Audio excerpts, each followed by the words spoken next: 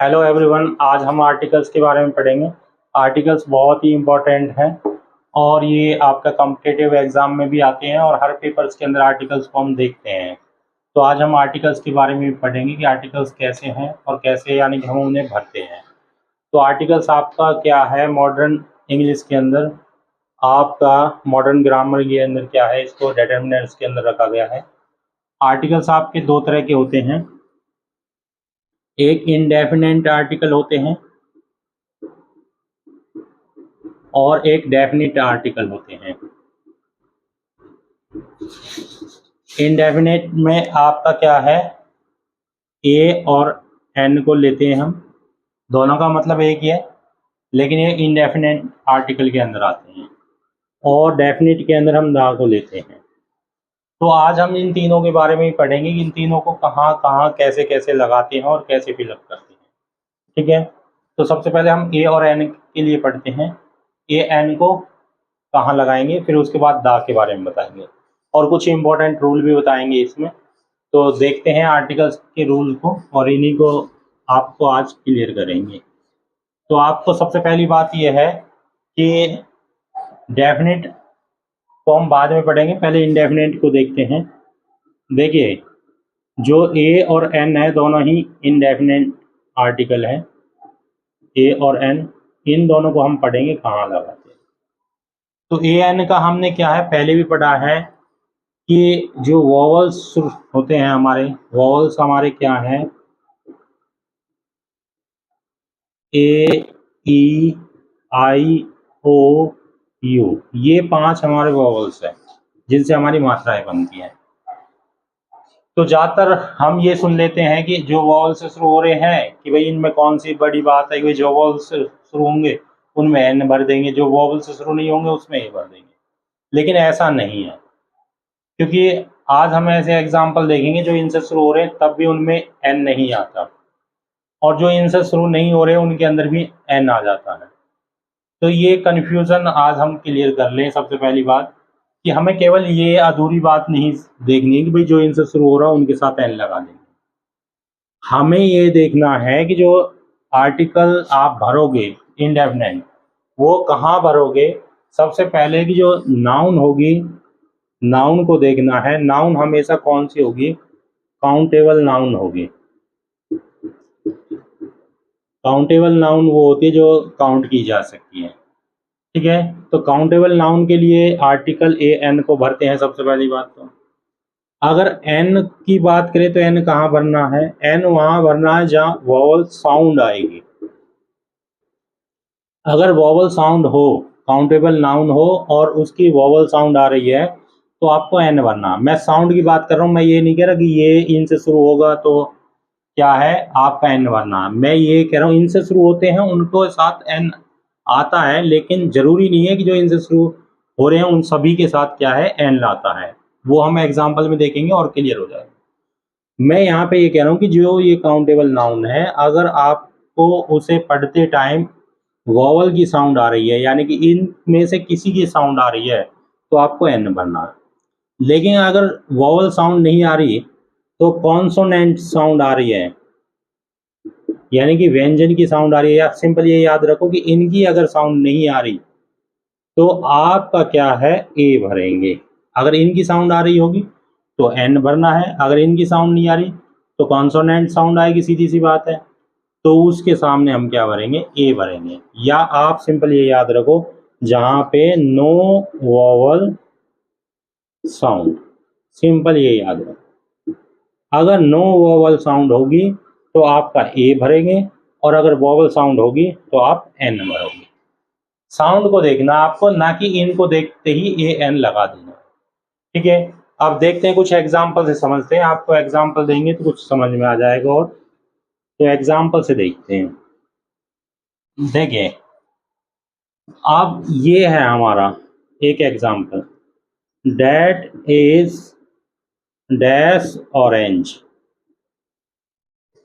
ठीक है, this is dash बो।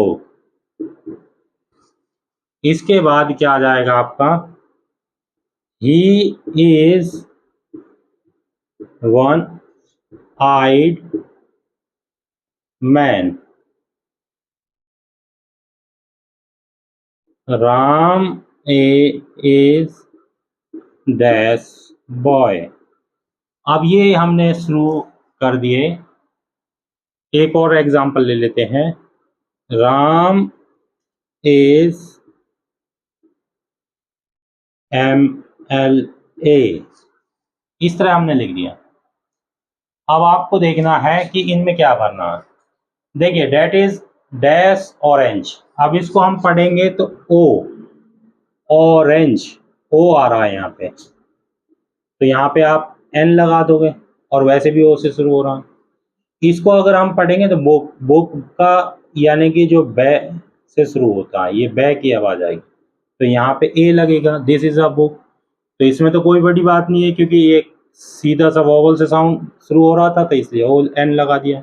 ये कॉन्सोनेंट से शुरू हो रहा है तो ए लगा दिया।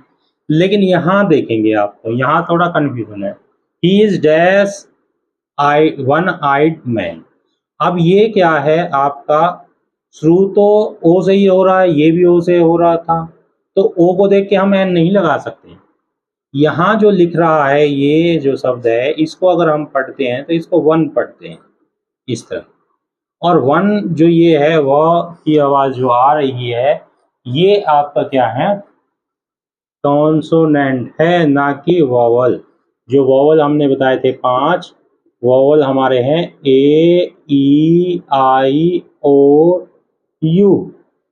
ये वो क्या है, इनमें से 5 में से किसी की भी साउंड नहीं दे रहा। चाहे ये ओ से शुरू हो रहा है, यहाँ भी ओ से शुरू हो रहा है, लेकिन यहाँ कॉन्सोनेंट इनकी साउंड ओ ही आ रही थी जब इस वर्ड को हम पढ़ रहे हैं ऑरेंज।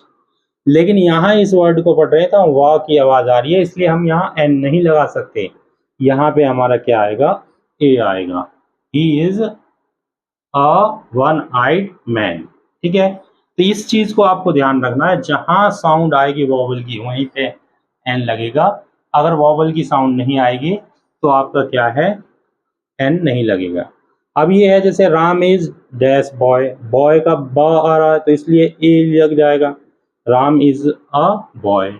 लेकिन अगर ये हो राम इज डैश MLA, अब ये देखने में तो कॉन्सोनेंट है, लेकिन क्या है MLA, इसको पढ़ेंगे तो MLA,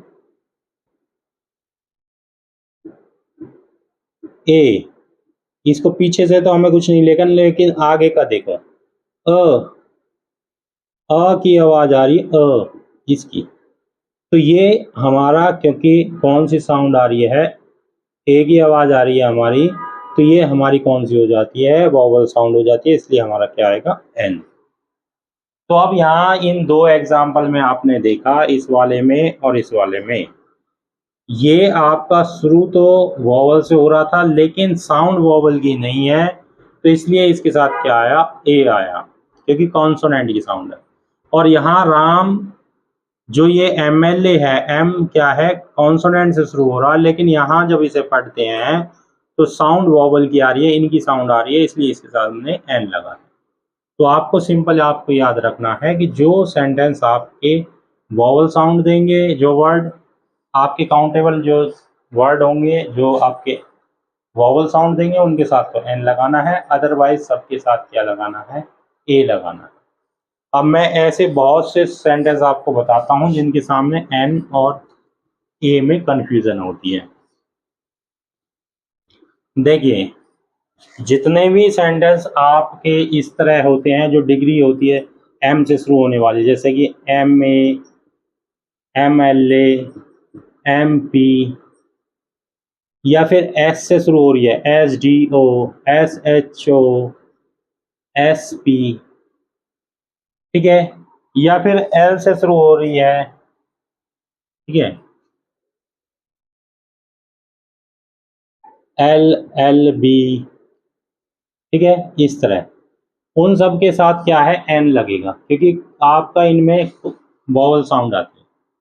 जैसे कि ही इज डैश SDO, अब इसको एस को लिखोगे तो ऐसे ही तो लिखोगे एस, ए की आवाज आएगी तो आ जाएगा an. He is an SDO. Ram is dash LLB। अब L ऐसे ही तो लिखोगे LLB, तो इसमें भी क्या आएगा, N आएगा। या कोई ऐसे हो, राकेश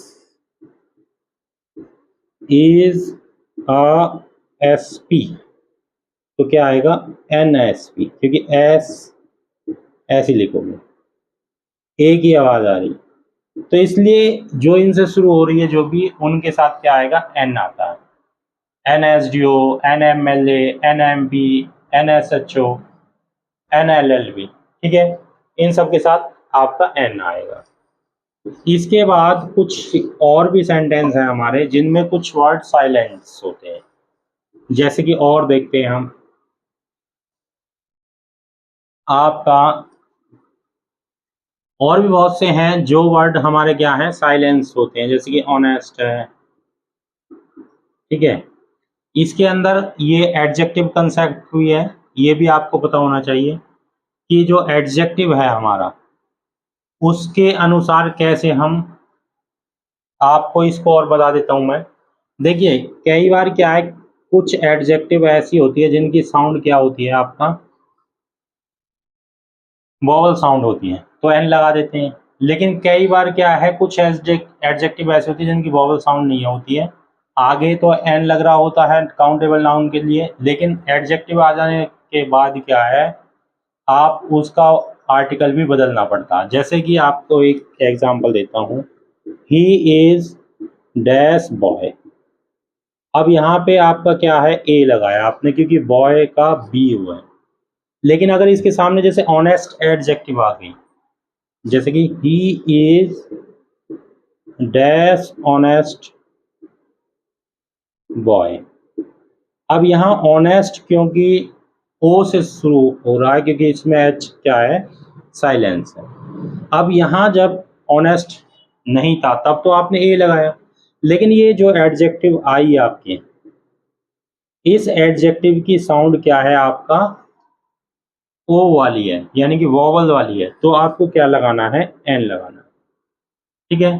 तो एडजेक्टिव का कंसेप्ट भी आपको पता होना चाहिए कि कुछ एडजेक्टिव ऐसी हैं कि जो आर्टिकल को बदल देती हैं। तो एडजेक्टिव का और एग्जांपल लेते हैं, चलिए ये तो एक और है, दूसरा एग्जांपल ले लेते हैं। जैसे ये हो, डैट इज डैश अम्ब्रेला।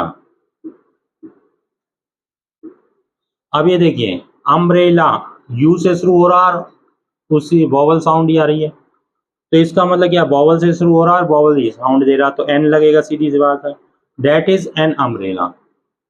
लेकिन अगर इसके साथ ये आ जाए एडजेक्टिव, डैट इज ब्यूटीफुल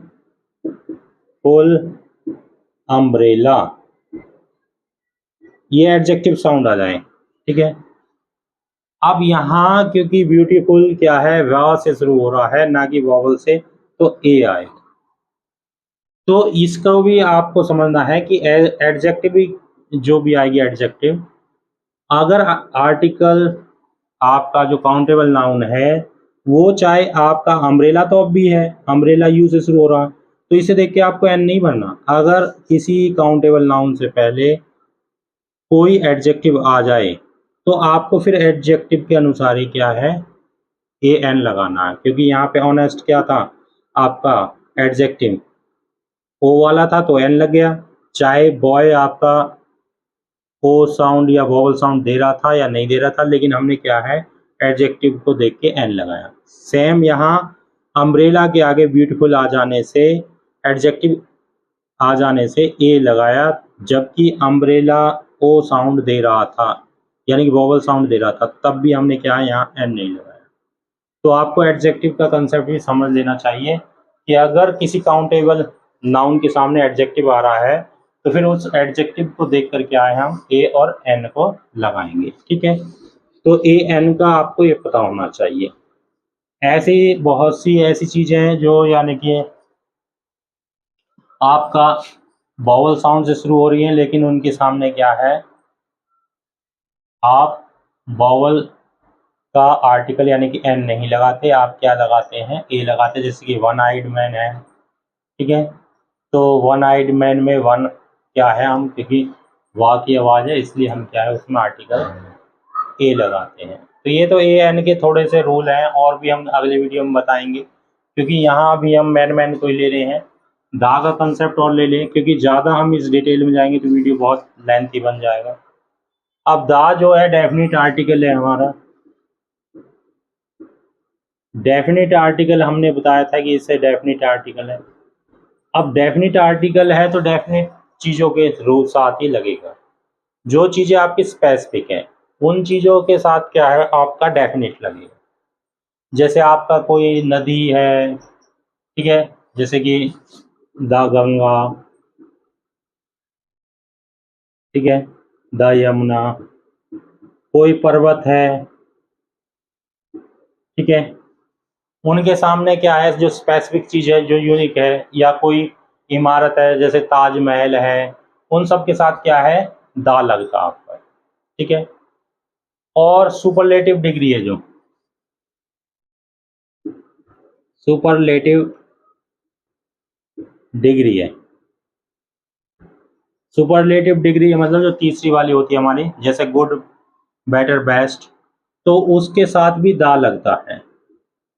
लेकिन सुपरलेटिव डिग्री का कंसेप्ट मैं आपको बता देता हूँ थोड़ा सा, क्योंकि इसका कई बार क्या है मोस्ट का अलग है थोड़ा सा। जैसे कि एक एग्जांपल ले लिया, ही इज दी डैश, अच्छा ये दी दा तो बनना था, दा को खालिस्तान में ले लेते हैं। ही is dash best girl, girl की जगह बॉय लोगे, ही लिया हमने, बॉय इन द स्कूल, ये लोगे। ही is dash best boy in the school, अब ये ले लिया।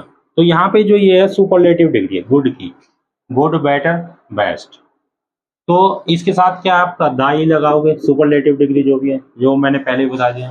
He is the best boy in the school, ठीक है। और भी कोई भी सुपरलेटिव डिग्री आप लोगे उसके साथ भी क्या लगाओगे आप, दा ही लगाओगे, ठीक है। जैसे कि she is the most beautiful girl in the school, ऐसे हो, she is dash most beautiful girl in the school, ये हुआ। She is dash most beautiful girl in the school, तो अब आप क्या लगाओगे, इसका दाई लगाओगे, she is the most beautiful girl in the school, यानी कि वह स्कूल में सबसे खूबसूरत लड़की है, ठीक है। लेकिन कई बार क्या है मोस्ट का यूज आपका वेरी के लिए यूज कर लिया जाता है। अब ये वैसे तो सुपरलेटिव डिग्री है, लेकिन अगर इसका वेरी के लिए यूज कर लिया जाए तो आप फिर यहाँ दा नहीं लगाओगे इसके साथ, ये आपको ध्यान में रखना है। क्योंकि क्या है अगर आपका वेरी के रूप में यूज हो रहा है तो तब आपका दा नहीं लगेगा, लेकिन अगर डिग्री के रूप में यूज हो रहा है तो आपको क्या करना है, इसका दा लगाना है। तो इसको आपको समझ लेना है। अब इसके समझने के लिए एक एग्जांपल मैं आपको बता देता हूँ, फिर आप समझ जाओगे इसके लिए।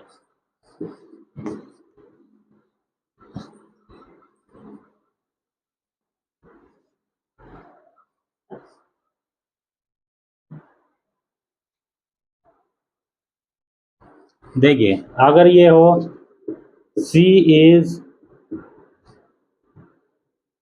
Dash most beautiful girl in the school या क्लास, एक ही बात है। अब तो इसका क्योंकि कंपैरिजन की गई है कि भाई क्लास स्कूल के अंदर सबसे जो खूबसूरत लड़की वह है, ठीक है।